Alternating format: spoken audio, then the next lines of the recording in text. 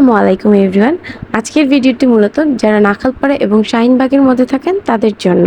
আমার এক ফ্রেন্ডের সাজেশন আমি চলে গিয়েছিলাম শাহিনবাগের নিউ একটি ক্যাফেটেরিয়াতে, ক্যাফে টিএস ফুড মার্ট। আর এর লোকেশনটি হচ্ছে সেন্ট্রাল জামে মসজিদ পানির পাম্পের সাথে। এই হচ্ছে তাদের নাম্বার এবং লোকেশন। এখন তাহলে ভিতরে প্রবেশের পালা। তো প্রথমেই এই জোনটা আমার পার্সোনালি খুব ভালো লেগেছে। বাহিরের দৃশ্য দেখে দেখে খেতে ও মজাই আলাদা। তো তারপর ওদের ছোট ছোট কর্নারগুলোর যে ডিজাইনগুলো ছিল ওগুলো দেখতে খুব সুন্দর ছিল। বিশেষ করে এই চিরকুটগুলো পার্সোনালি আমার অনেক ভালো লেগেছে, যার কারণে আমি ভিডিও করেছি।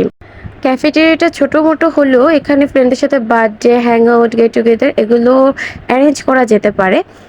আমি ওদের লোকেশন আমার বায়োতে দিয়ে দিব। তো এখন আসি মেনুর পালা।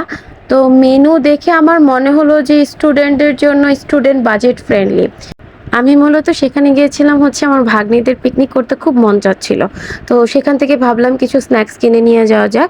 কিন্তু এখানে এসে ওদের ইন্টেরিয়র ডিজাইনটা এতই জোস যে ভিডিও না করে আর আপনাদের সাথে শেয়ার না করে পারলাম না। এই ছিল হচ্ছে ওদের মেনু কার্ড। দেন আমরা কিছু ছবি ক্লিক করি, সেখানে গিয়ে আমার ভাগ্নির সাথে অ্যান্ড কিছু ভিডিওসও মেক করি।